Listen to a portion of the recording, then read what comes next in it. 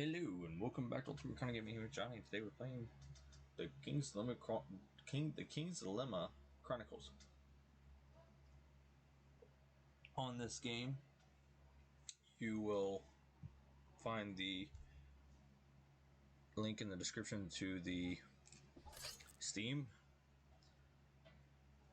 So let's try this out. This is projected to be out by the end of 2022, so I probably will release this sometime in December, which obviously you will know by the time we get to that point.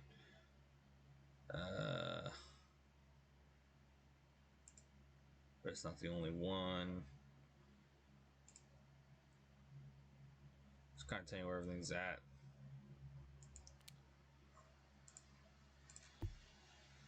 Car music, I don't get.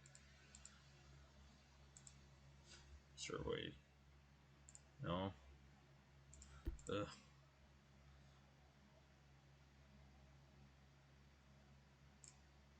Cool.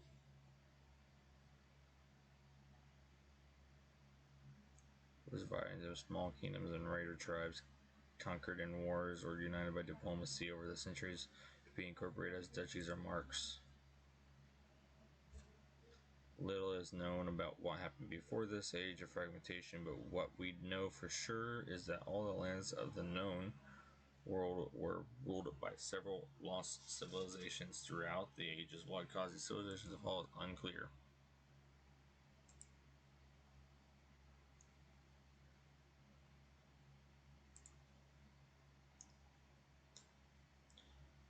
Quick test to determine the house that suits you best. That's cool.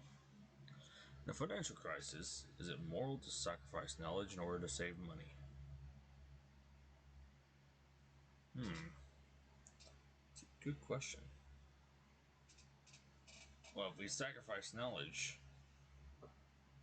then sometimes you can just learn it while you're there.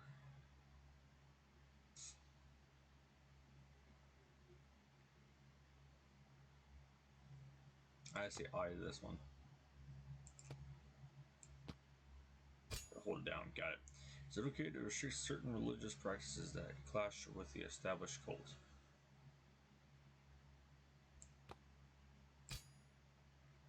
If a neighboring country gets invaded, do we step in to support them? Neighboring country, is it ally or foe? Because ally I and foe nay. I would say I. With childbirths on decline, do we strongly incentivize families to have children? Hit hard, we can take it. Be Torque or Gaumon?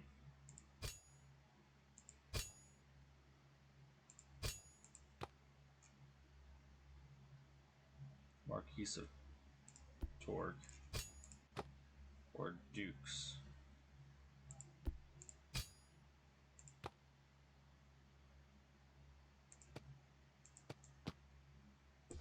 Gonna be the pigs. A group of scholars in Liber recently described the ancient chronicles often blame a black circle. The dark rise of sun and a cursed ships had the same line just for in his mask for passing place. Influence every civilization for recent years has been strengthening about the existence of a secret society that has been leading civilizations to oblivion for centuries. The organization referred to the Black Dawn. The Black Dawn.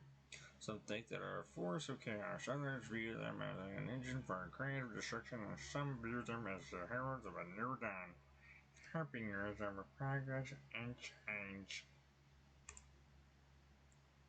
Whatever the true nature is, it seems they were here before and will leave anxious. Some wonder about their role in our kingdom, and only time will tell if they truly are a threat. Let's hit the country who have the power to shape the future of the kingdom, but the Black Dawn is lurking in the shadows. This is threatening and intriguing. Your order is to inform the king about the decision of the council. It is within your power to alter them if you so wish, provided you have enough power. It's time to begin a new king's sign up in.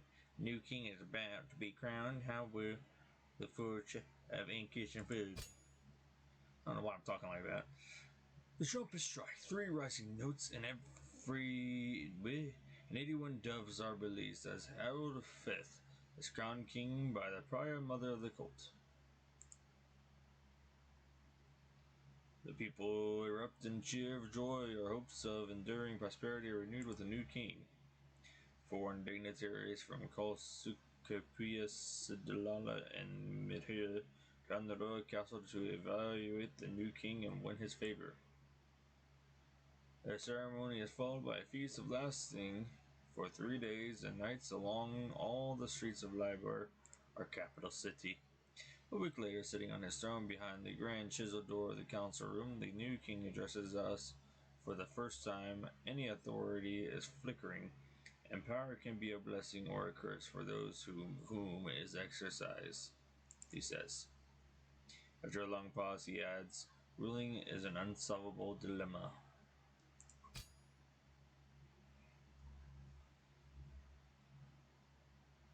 What's that mean? What's that mean?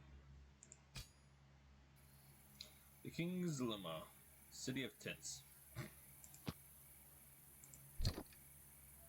King's Dilemma, Golden Harbor, Torque. Nothing of Libra. Well, sorry, I gotta go do something with Torque. I'm of Torque. Torque, the High Commander, has received a message from our soldier stationed at the troublesome northern border of the Mark of Torque. Skaram smugglers are offering to provide us large quantities of red iron, a strange metal that can break even the strongest steel. The army wants the majority of it, but there is a lot of money to be made by trading it. Do we reserve the red iron and strong iron metal for the army?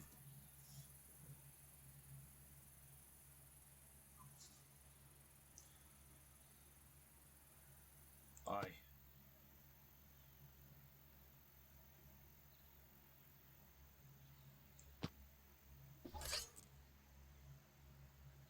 A strong economy requires a strong army to protect it. The High Commander contracts the smugglers to establish the operation. A steady flow of red iron from the mostly unexplored lands of the Fleur Mountains is supplied directly to the smiths of the armor, with only little remaining for our merchants. Ooh, pretty. To thank the king for the prosperous business, the smugglers gift him a masterful red iron sword named Scarlet Tide. The army soon elects the blade as its symbol and as a sign of its future power. A significant portion of the imported red iron starts flowing towards the royal armory, and military smiths begin experimenting with new ways of working with that sturdy metal. Because of its exceptional sturdiness, red iron is difficult to mold into weapons and armor, but a few blades are forged for the most elite regiments. What's that? I don't understand that. What's that thing?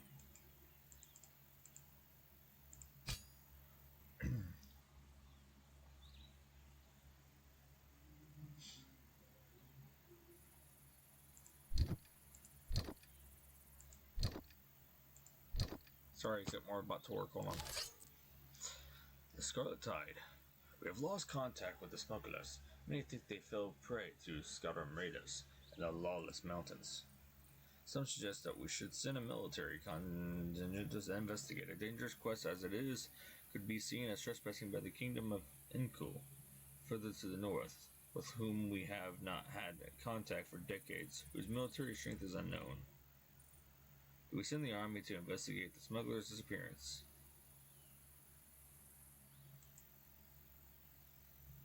Aye. Our soldiers leave Torque, heading to the harsh Falafura Mountains. A few days later, only a handful of them come back. Oh crap. Survivors tell that they found the smugglers' camp and their corpses near the Inkul Buddha, but were attacked by a handful of extremist fighters bearing red iron weapons and armor. Despite their superior numbers, our soldiers barely managed to escape.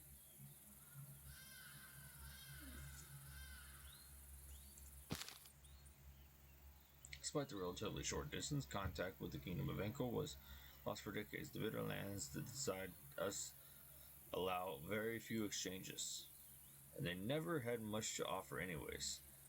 Though They were a militaristic society. We considered the Inkali as inoffensive as the Scarams and the Mag tribes living in the unclaimed Boron Hills.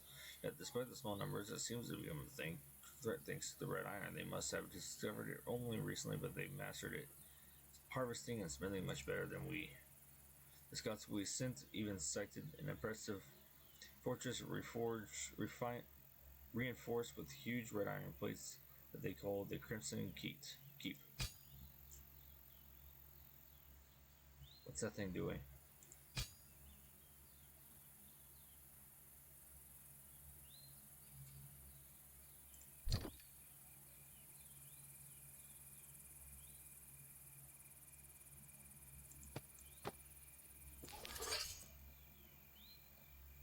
Increasingly, rumors of the fierce kingdom of Uncovered is on peak, but many think we should recruit more soldiers among the peasants to patrol the unclaimed lands in the north of our border.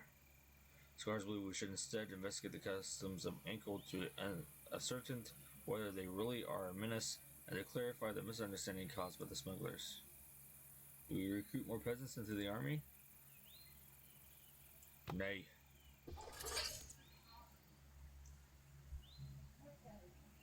We are leaving our borders unprotected.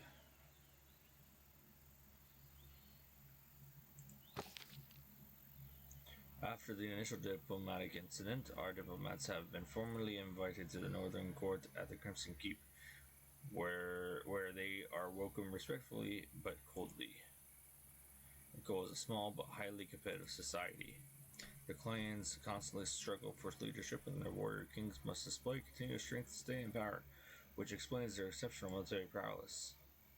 While some might regard them as barbarians, they are organized and disciplined. Serving in the army is the highest honor to them, reserved to those only of proven might and impeccable courage. Through few in number, they prove a formidable foe, still they are honorable. As long as they are not provoked, they should pose no danger.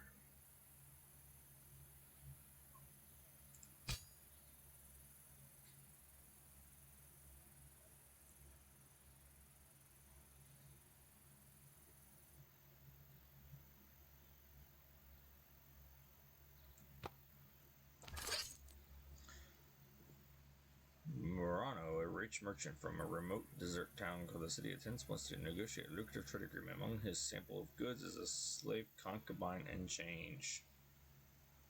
He claims that the woman comes from a desert temple that allegedly hides the golden map, a fabled item where we've been seeking for decades. Many of our people were against slavery. A second. Do we force Murano, a rich merchant, to free the slave? Yeah.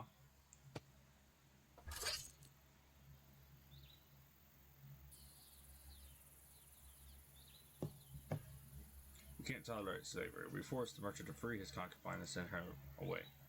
Compromise our trade agreement, but our people rejoice that we stood up for the poor woman. Many are also excited at the prospect that she may reveal the location of the mythical golden map. Legend says it leads to an endless fountain of liquid gold.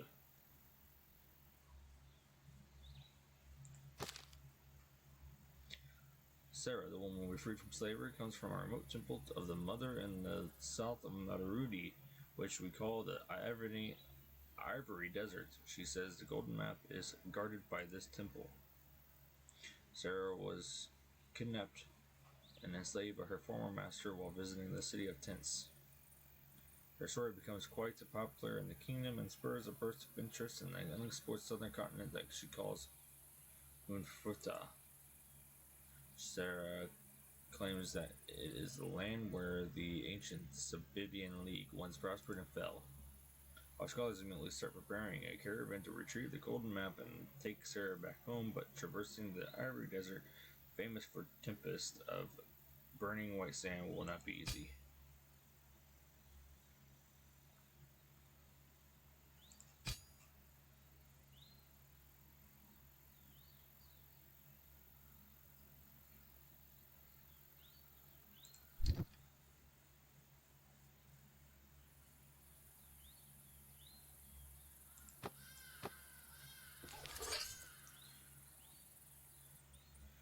Scrims of a nomadic people from the unclaimed lands near the northern mountains drink a beverage made with goat milk fermented with a secret herb.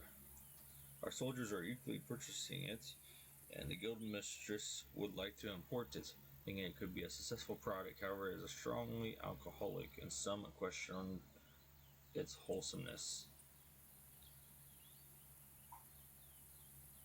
Beverages. Yeah, be good. There's no negative down effect to it. On this side, anyways.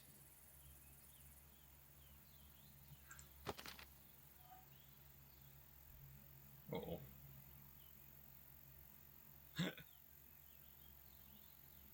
One for every resource in the upper area of the track. One for every resource in the lower area of the track. One crown and one additional crown if the central area of the track is empty.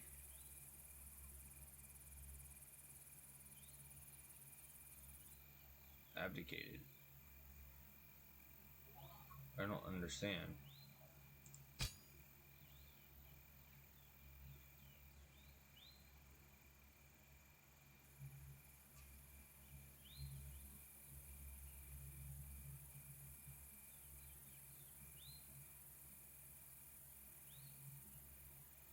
One for every resource in the upper. Well, the resources are in the upper half of the track. 3 and 3. One for every.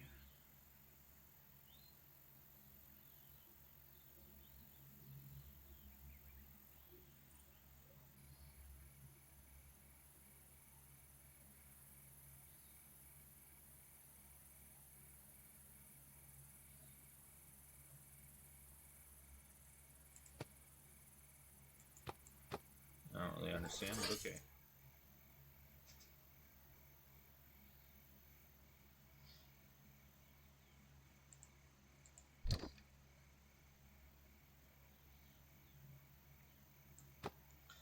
The first one thing, yeah. Some soldiers have developed an admiration for the strength of Gully warriors someone would like to adopt their particular training arrangement. Many recruits, however, believe it is to be harsh. We be trained. Yes. Aye. Sure.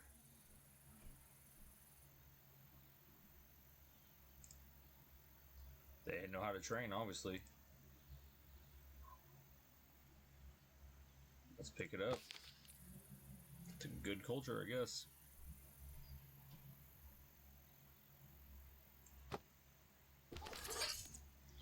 A distance reward. Laszlo, a botanist, requests funds to study the poisonous fruit cacti covering a small area of the Ivory Desert. Some believe them to be the tears left behind by Orsal, the saint daughter of the strength, when she took the burden of human brutality upon herself to free us from it. Do we fund the sort of research in the red cacti? We say nay, it goes down. That goes down, that goes up. Why not?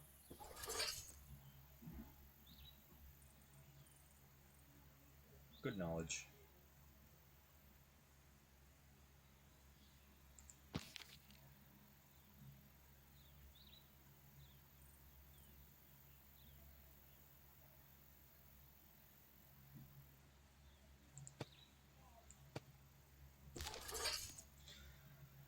The caravan of scholars seeking to retrieve the gold map is constantly threatened by desert raiders and is struggling to move forward. If we don't send them military aid, they will be forced to deviate to the city of tents to stock up on supplies and hire mercenaries. Yes, we gotta send reinforcements.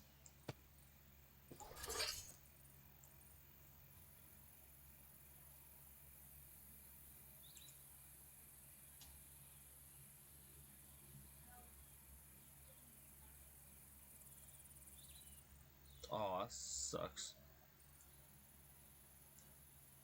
I don't know if you read that. It said that she died before she got there.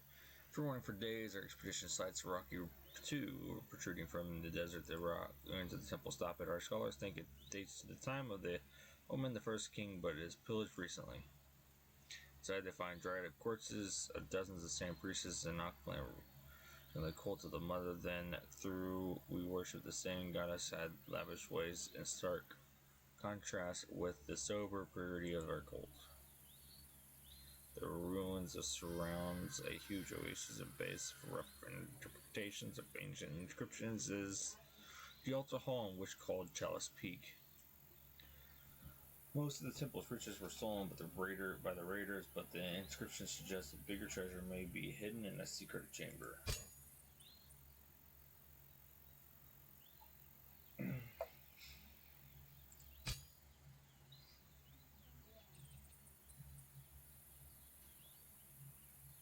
The king was dethroned.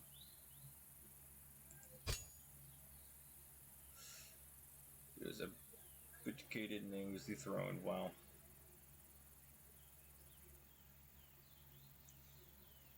2 for every resource in the upper area, 1 for every resource in the lower area, 3 additional, 1 additional. It's the only option I have. You reached the end of the demo. Thanks for playing. Stay tuned for the more.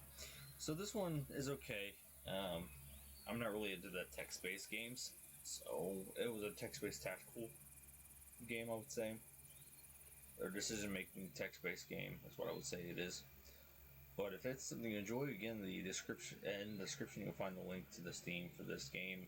Again, it's supposed to come out at the end of 2022. Thanks for watching, guys. It's Recon Gaming, over and out.